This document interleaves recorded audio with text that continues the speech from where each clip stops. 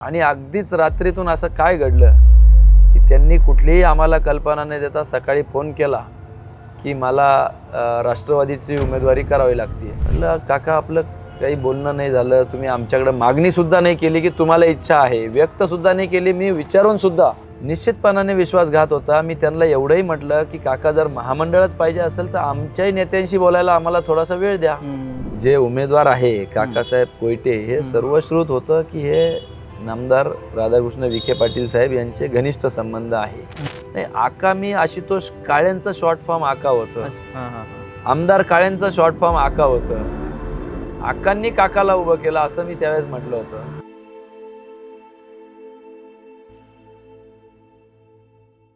नमस्कार, story.comच्या या नव्या व्हिडिओत तुम्हा सर्वांचं स्वागत. गावच्यावडी ही मालिका जेव्हा या नगरपरिषद निवडणुकीसाठी सुरू केली तेव्हा कोकण, पश्चिम महाराष्ट्र, नंतर मराठवाडा, उत्तर महाराष्ट्रच्या बऱ्याच नगरपरिषदा, बऱ्याच मुलाखती कव्हर केल्या. पण नंतरच्या काळात 2 तारखेचं मतदान झाल्यानंतर काही नगरपरिषदांचं मतदान पुढे ढकललं आणि या पुढे ढकललेल्या निवडणुका 20 तारखेला होत आहेत. त्यात कोपरगावची एक टफ फाईट आहे. अहिल्यानगर जिल्ह्यामध्ये कोपरगावला इथे जरी उमेदवारांची नावं वेगळी असली तरी इथे खरी टफ फाईट आहे कोल्हे विरुद्ध काळे अशीच. तर माझ्यासोबत आत्ता विवेक कोल्हे आहेत आणि ही निवडणूक अगदी 2-3 दिवसावर मतदान आलं आहे. काल बावनकुळेंची सभा झाली आहे आणि वातावरण एकदम तापलेलं आहे कोपरगावचं. सो सुरुवातीला नगरपरिषदेवर मला यायचं आहे, त्याच्यावर बोलण्यासारखं बरंच आहे. पण आत्ता काही दिवसापूर्वी कार्यक्रम तुमच्या इकडे एक झाला होता अमित शहांचा. हो, तसं आता तुम्हाला विचारायचं म्हणजे बरेच विखे आणि हे प्रश्न तुमच्याकडे आपोआपच येतात. म्हणूनच मला विचारायचं आहे की अमित शहा आणि विखे यांचं खूप चांगलं आहे, मी असं ऐकायचो.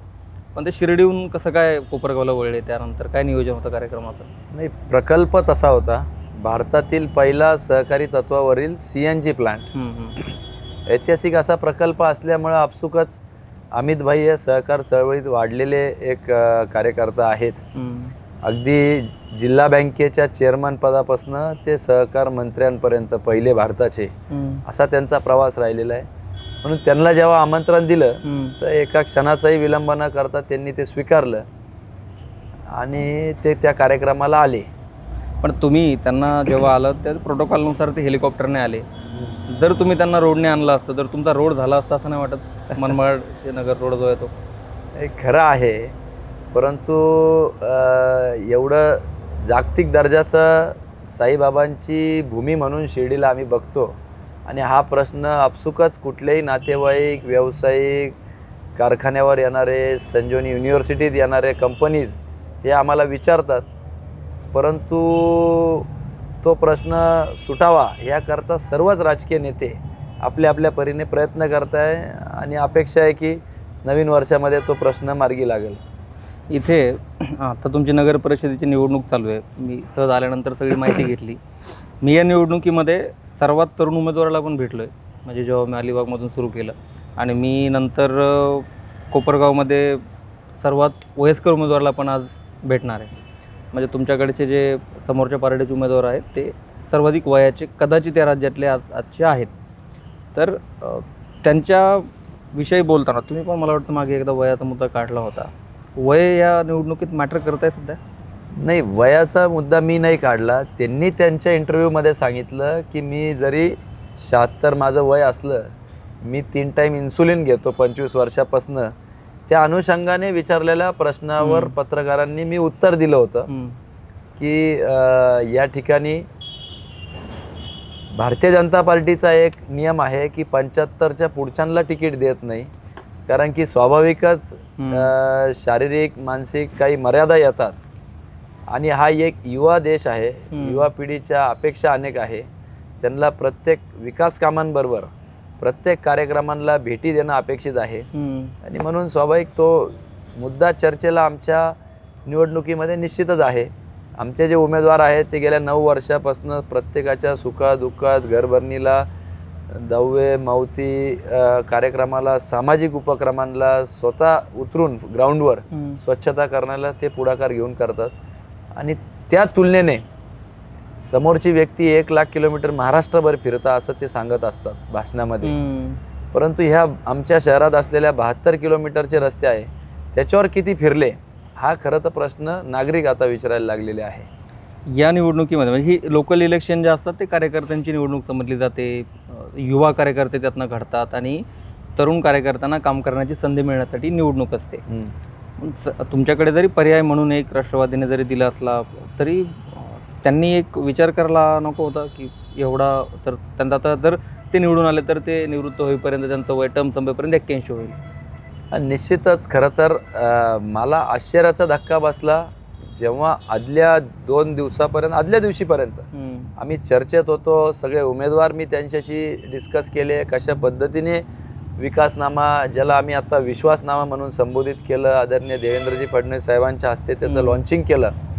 या सगळ्या गोष्टी त्यांची संस्थेतील कर्मचारी त्यांनी उमेदवार म्हणून मला दिला. त्याचंही नगरसेवक पदाची आम्ही उमेदवारी जाहीर केली. त्यांनी फटाकडे वाजवले. भारतीय जनता पार्टीकडून तिकीट मिळाल्याबद्दल अभिनंदनाचा वर्षाव झाला त्याच्यावर.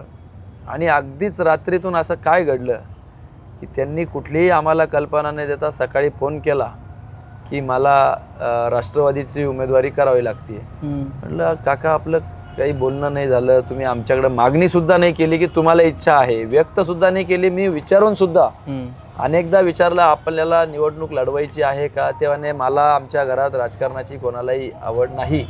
फार माझी मिसेस ज्या पूर्वी नगरसेविका होत्या त्या वॉर्डातून उभं करण्याचा माझा विचार आहे, म्हणून तुम्ही एक उमेदवार जाहीर करा, दुसरा मी तुम्हाला कळवतो. म्हणून त्यांचा तो कर्मचारी आम्ही जाहीर केला.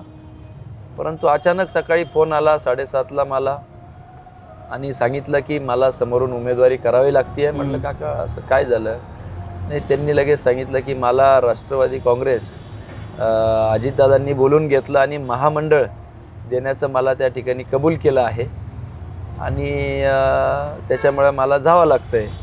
खरं तर खाजगी संभाषण मी कधी पब्लिकली सांगत नाही, परंतु ज्याला आपण राजकारणामध्ये धक्कातंत्र म्हणा, धोकादाडी म्हणा, पाठीत खंजीर खुपसणं म्हणा, अशा पद्धतीची कृती झाल्यामुळं मी थोडंसं ते आधीच जाहीर केलेलं आहे लोकांसमोर, म्हणून आपल्यासमोर सांगतोय. त्यांनी सांगितलं महामंडळ मिळतं आहे म्हणून मला उमेदवारी करायची अट त्यांनी घातलेली आहे, मात्र म्हणून मला उमेदवारी करावी लागते. म्हणजे जरी ते उद्या नगर अध्यक्ष पदाला उभे राहिले आले, पण महामंडळ मग ते त्यांचं संस्थेचा व्याप बघणार, महामंडळ बघणार का नगरपालिकेचा कारभार बघणार, हाही लोकांमध्ये एक प्रश्न आहे. आणि ते दुसऱ्याच दिवशी म्हणजे अगदी मागची जी 2 तारखेची निवडणूक होती त्याच्या एक 15 दिवस आधी त्यांनी तो निर्णय घेतला आणि त्यांच्या उमेदवाराला दिलेली उमेदवारी पण त्यांनी लगेच रात्रीतून त्या पार्टीकडून फॉर्म भरला. म्हणजे त्यांनी रात्रीतून जाणं हा तुमच्यासाठी पण एक सेटबॅक होता, म्हणजे विश्वासघात होता तुमचा तो? निश्चितपणाने विश्वासघात होता. मी त्यांना एवढंही म्हटलं की काका जर महामंडळच पाहिजे असेल तर आमच्याही नेत्यांशी बोलायला आम्हाला थोडासा वेळ द्या. आदरणीय देवेंद्रजी फडणवीस साहेब त्यांनी अनेक त्यांचे प्रश्न मिटवलेले आहे. अनेकदा त्यांच्या संस्थेच्या निगडीत किंवा फेडरेशनच्या निगडीत प्रश्न घेऊन ते गेलेले आहे. अमित भाई शहान साहेबांबरोबर विखे पाटलांच्या घरी जेवायला ते होते त्याच टेबलवर. मध्ये सहकाराचं हे झालं त्यावेळेस मंत्री आलेले होते, त्यालाही विखे पाटलांचं नाव दिलेलं होतं त्या स्टेजला. अमित भाई शाह जेव्हा आमच्या CNGच्या कार्यक्रमाला आले त्यावेळेस देखील त्यांची भेट आदल्या दिवशी सन अँड सँडला विखे पाटलांनी करून दिली होती. त्याच्यामुळे ते मुळातच त्यांच्या संस्थेचे फेडरेशनचे प्रश्न हे भारतीय जनता पार्टीच्या माध्यमातून सोडवत आलेले आहे. म्हणून मी त्यांना विनंती केली की आमच्या नेत्यांशी बोलण्याची आम्हाला संधी द्या. परंतु आत्ता मागं वळून बघितल्यावर असं जाणवतं का तो एक पूर्वनियोजित राजकीय कट कारस्थानाचा भाग म्हणून होता. त्यांना तिकडं जायचंच होतं. इकडं त्यांनी आमचे सगळे उमेदवार कोण देणार आहे, काय देणार आहे माहिती करून घेतलं. अगदी आदल्या दिवशी आम्ही व्यापारी महासंघाला लकी ड्रॉचे काही रक्कम स्पॉन्सरशिप आमच्या संस्थेकडून देत असतो, ती रक्कम देखील त्यांच्याकडे आम्ही सुपूर्द केलेली आणि दुसऱ्या दिवशी ते गेले. म्हणून निश्चितपणाने एक राजकारणात आपण युवक असतो, नवीन असतो, ज्येष्ठांवर आपण आदर्श घेत असतो, त्यांचे आशीर्वाद घ्यायचो. मी गेलो का अशा व्यक्तीकडून अशा गोष्टी येणं हे माझ्यासाठी देखील धक्का म्हणून शिकवणारही होतं, राजकीय धडा देणारं होतं. विधानसभेला म्हणजे आणखी एक धडा असेल कदाचित. विधानसभेला जेव्हा निवडणूक झाली तुम्ही मुख्यमंत्र्यांच्या शब्दावरती जे काय आहे ते सगळं मान्य केलं. याच्यावरती आशुतोष काळेंचं एका मी ठिकाणी ऐकलं म्हणणं असं होतं की ते स्वतःहूनच थांबले, त्यांना काय आम्ही थांबा म्हणालो नव्हतो.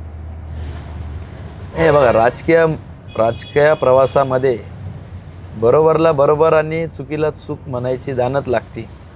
ते जरी काही म्हणत असले तरी त्यांचे नेते पक्षप्रमुख अजितदादा पवार ज्यावेळेस इथं CNG प्लांटला आले तर त्यांनी हात जोडून कोल्हे परिवार, संजीवनी परिवाराचे आभार व्यक्त केले की तुम्ही माझ्या उमेदवाराला निवडून यायला तिथं मदत केली, आणि त्याचा व्हिडिओही उपलब्ध आहे. आणि म्हणून त्यांच्या प्रमाणाची आवश्यकता नाही आहे. निवडणुकीत 2 गोष्टी असतात, थांबणं वेगळं आणि थांबून प्रतिस्पर्धीचं काम करणं वेगळं. आम्हाला आमच्या मनगटात ताकद आहे, आम्हाला आमच्या आत्मविश्वास आहे, लात मारू तिथं पाणी काढू, म्हणून आम्ही कुठंही इन्सिक्युअर न होता त्या ठिकाणी त्यांचं उघडपणे काम केलं. त्यांच्या गावात जेवढी लीड नव्हती त्याच्याही पेक्षा जास्त लीड आमच्या यसगावात आहे. त्यांच्या कारखान्याच्या गावात जेवढी लीड नाही आहे तितकीच किंबहुना त्याच्यापेक्षा थोडीशी जास्त टक्केवारी वाईज आमच्या या शिंगणापूर गावामध्ये त्यांना लीड दिलेली आहे. म्हणून आकडे आपोआपच बोलतात. 800 मतांनी निवडून येणारे आमदार 19ला 1.25 लाख मतांनी निवडून येतात. सर्वात कमी मतांनी निवडून येणारे 5 महाराष्ट्रातील आमदारांच्या यादीत होते ते. आता सर्वाधिक 5 जास्ती मतांनी निवडून आलेल्या 5 आमदारांपैकी ते आहे. त्यांच्या पक्षश्रेष्ठींपेक्षाही जास्तीचं मताधिक्य त्यांना मिळालं. आणि त्यांची व्यक्तिरेखा बघता अजितदादांनाही ती कल्पना होती की एवढे मतं ते एकटे घेऊ शकत नाही. म्हणूनच त्यांनी ते आमचा आभार या ठिकाणी मानलं. त्यांनी जरी नाही मानलं तरी त्यांच्या पक्षाने मानते. पण एक म्युच्युअल अंडरस्टँडिंग इथे व्हायला पाहिजे होती की विधानसभेला तुम्ही एवढं सहकार्य केलंय, मग त्याने तुम्हाला नगर परिषदेला करायला पाहिजे होतं. नाही, असं कार्यकर्त्यांची निवडणूक असती ही, तसं आम्ही अपेक्षाही केली नाही. रुपयाचाही म्हणजे आपण ज्याला बोली भाषेत म्हणतो अपेक्षा आम्ही ठेवली नाही. आम्ही मुळात पक्षामुळं आणि कोल्हे परिवाराचं एक धोरण राहिलेलं आहे, दिलेला शब्द हा पाळायचा, कोणाच्या पाठीत वार करायचा नाही. आणि राजकारणामध्ये अनेकदा त्याची कदाचित किंमतही मोजावं लागली असेल, परंतु आपल्या तत्वांशी तडजोड करायची नाही हे मात्र आम्ही ठरवून पाळत आलेलो आहे. तो त्यांचा दृष्टिकोन आहे. त्यांचा हेतू नगरपालिकेकडे बघण्याचा वेगळा आहे. त्यांना त्याच्यातून काही आर्थिक आमिष, टक्केवारी, हे सर्रास होणारा भ्रष्टाचार हा सर्वश्रुत झालेला आहे. आमचा मात्र तिथं विकासाचा दृष्टिकोन आहे. त्या अनुषंगाने आम्ही तसे उमेदवार दिलेले आहे. आता इथे तुमची सत्ता गेल्या जवळपास 43 वर्षापासून तुमच्याकडे कोपरगावची आहे. त्याच्यामध्ये आता तुमच्या विरोधात एकच मुद्दा आहे, सोशल मीडियावर पण खूप मोठ्या प्रमाणात त्याचा प्रचार केला जातो आहे काही मुलाखतीतून वगैरे, की तुमच्याकडे दाखवण्यासारखं कोपरगावात आज काहीच नाही आहे, एवढी वर्ष सत्ता ठेवून सुद्धा. नाही, असं आहे, तुम्ही जेव्हा शब्दप्रयोग करता की 30-40 वर्षापासून सत्ता आहे, मी आपल्याला दुरुस्त करू इच्छितो. हा त्यांचा नरेटिव्ह सेटिंगचा भाग आहे.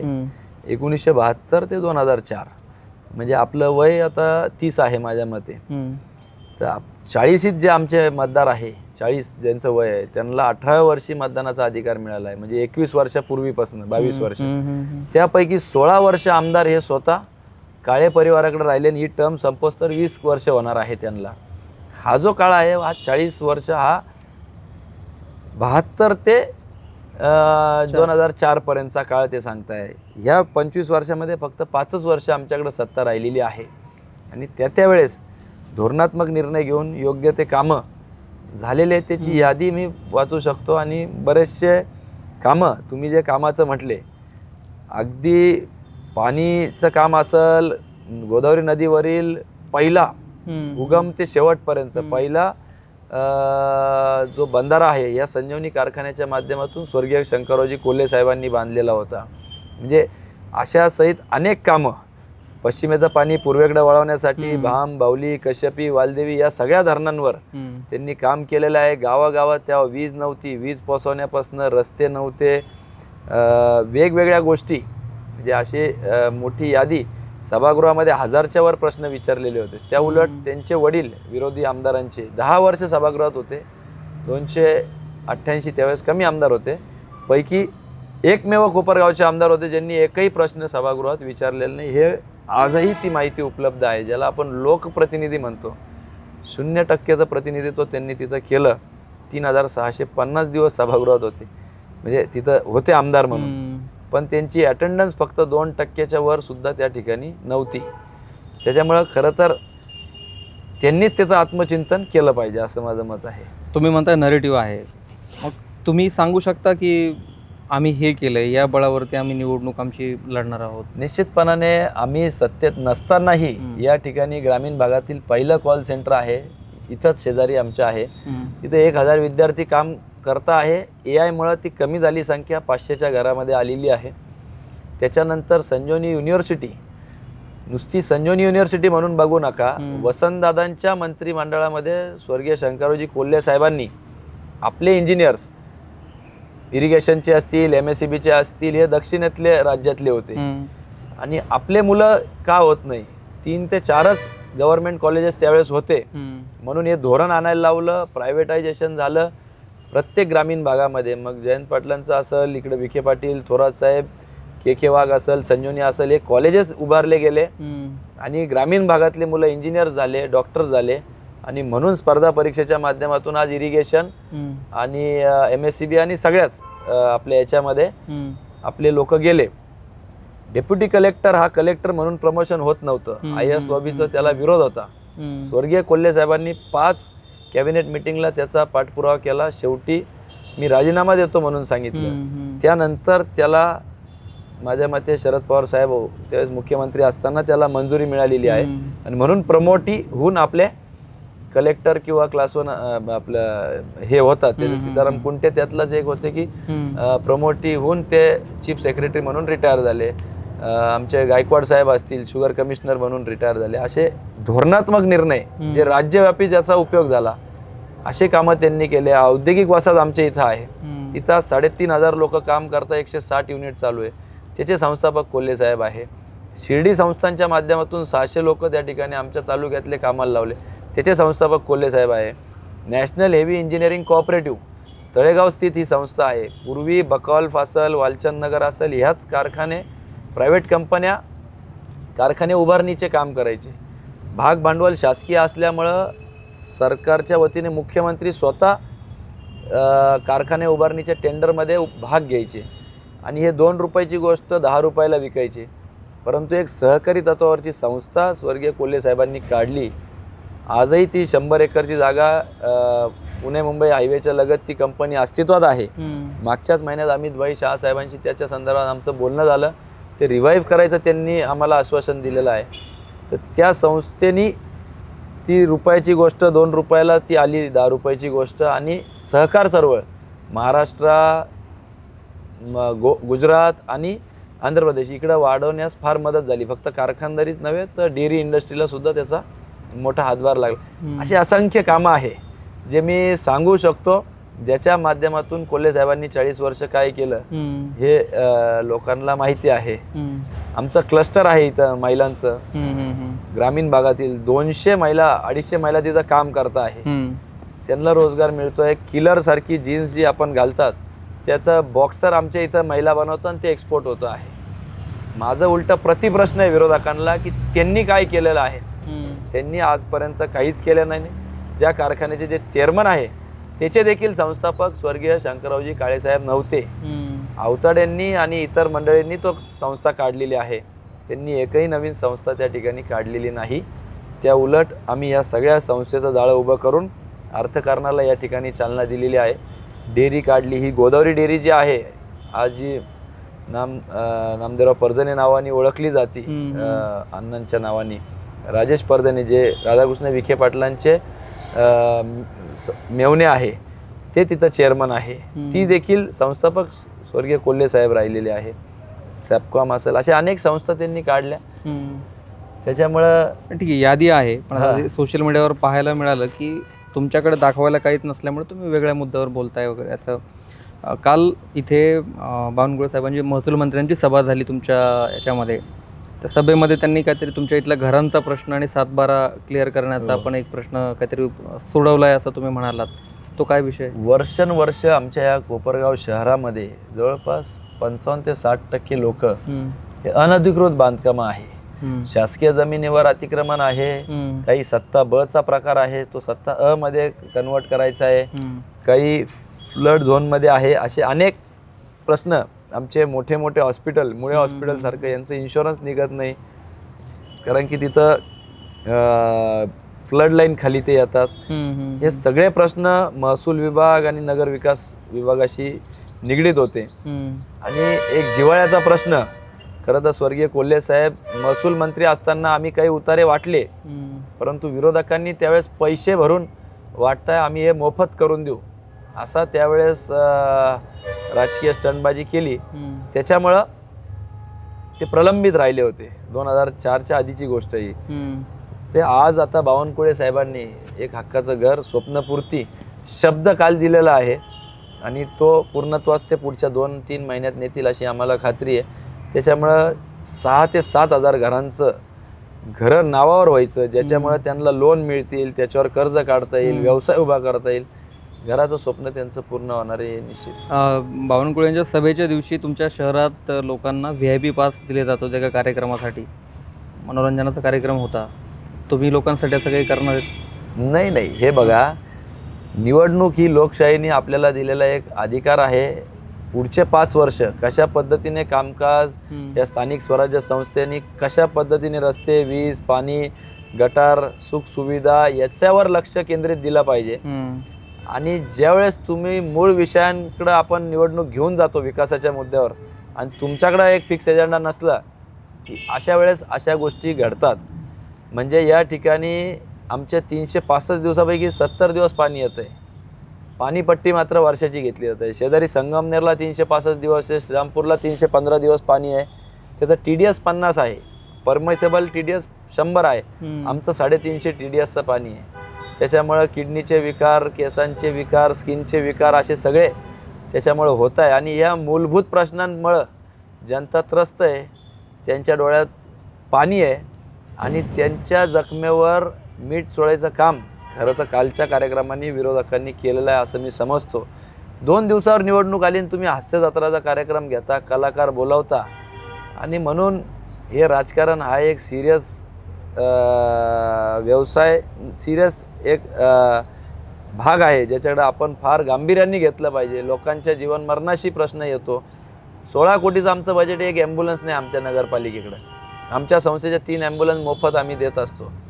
म्हणजे ह्या मूलभूत प्रश्नांकडे लक्ष न देता नटनटी आणायच्या आणि विकास जो दिसत नाही आहे. काल जनतेच्या लक्षात आलं की हे पैसे कुठं गेले आणि कोणावर उधळले जात आहे आणि कसे खर्च होत आहे हे जनतेच्या निश्चित लक्षात आले. दहीहंडीला नटी आणायच्या, आमचा त्यांना विरोध नाही, परंतु गौतमी पाटील मागं आणलं, परत मानसी नाईक आणल्या आणि सातत्याने मूलभूत विषयांकडून दुर्लक्ष करून काहीतरी असं नटनटींच्या माध्यमातून दिशाभूल करून आमच्या युवकांना भुरळ पाडण्याचा प्रयत्न करतात. परंतु आता नागरिक सुज्ञ झालेली आहे, त्यांना हे डाव कळलेले आहे आणि हे उधळून लावल्याशिवाय राहणार नाही याची मला खात्री आहे. शेवटचा प्रश्न आहे, सभा मागच्या वेळी 2ला मतदान होतं, त्यानुसार मागे मुख्यमंत्र्यांची सभा झाली होती. त्या सभेमध्ये स्टेजवरच थोडीशी राजकीय टोलेबाजी, फटकेबाजी झालेलं ऐकायला मिळालं होतं. म्हणजे तुम्ही बोलला होता, तुम्हाला विखे पाटलांनी उत्तर दिलं होतं. तुमचं हे असं चालूच आहे की कसं? नाही, असं नाही आहे की जे उमेदवार आहे काकासाहेब कोयटे हे सर्वश्रुत होतं की हे नामदार राधाकृष्ण विखे पाटील साहेब यांचे घनिष्ठ संबंध आहे. मी मगाशी म्हटल्याप्रमाणे राधाकृष्ण विखे पाटलांच्या घरी अमित शाह साहेब जेवायला आले त्यावेळेस हे टेबलवर होते. यांनी सहकार परिषद घेतली, त्या व्यासपीठाचं नाव स्वर्गीय विठ्ठलराव विखे पाटील व्यासपीठ दिलेलं होतं. सन्यान सॅनला अमित शहाची भेट घालून देणारे राधाकृष्ण विखे पाटील होते.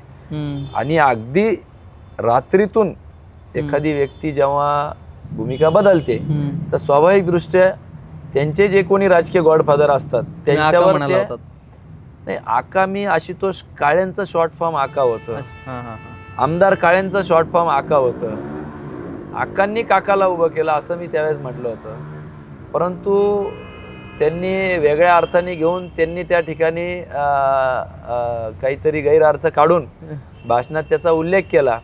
परंतु त्याची जरी चर्चा झाली असेल तरी त्यानंतर ते जे बोलले ते महत्त्वाचं होतं की इथं दुसरं काहीही चालणार नाही, इथं कमळ एका कमळच बटन दाबायचं आणि आपल्या भारतीय जनता पार्टीचा उमेदवार निवडून आणायचं हे त्यांनी ठामपणे त्या ठिकाणी सांगितलं होतं. मग ते तुम्ही ज्यांच्यावर खूप अवलंबून होता, ज्यांना सगळं नियोजन माहीत होतं, ते काका जे गेले मग त्याच्या मागे विखे पाटलांचं काही त्यांना मदत होती असं वाटतंय तुम्हाला? नाही, ज्या अर्थी व्यासपीठावर त्यांनी भक्कमपणे सांगितलं की त्यांच्या मागं काही राहायचं नाही, 100% भारतीय जनता पार्टीचं काम करायचं, त्याच पद्धतीने त्यांचे कार्यकर्ते करत असतील अशी अपेक्षा आहे आम्हाला.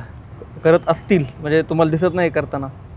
नाही, आता त्यांचे जे मेव्हणे आहे राजेशजी आबा, ते काय कुठं निवडणुकीमध्ये फारसं दिसले नाही. किंबहुना तशा प्रक्रियेचा त्यांचे जे विचारांचे लोक होते ते आमच्याच पक्षात असल्यामुळं तसं काही मला वाटत नाही. ते प्रामाणिकपणे काम करतील अशी अपेक्षा आहे. शेवटी अपेक्षाच करू शकतो माणूस. हा, तर कोपरगावच्या निवडणुकीवरती सगळ्या गोष्टी विवेक कोल्हे यांच्याकडून आपण जाणून घेतल्या. 20 तारखेला मतदान होतं, 21ला निकाल लागेल. जे काय बोललोय, जे काय त्यांनी मत मांडलंय ते लोक ऐकतील आणि 21ला निर्णय आपल्या सगळ्यांच्या समोर येईल. तोपर्यंत आपण या व्हिडिओ तिथेच थांबतोय. पुन्हा भेटू नव्या व्हिडिओत.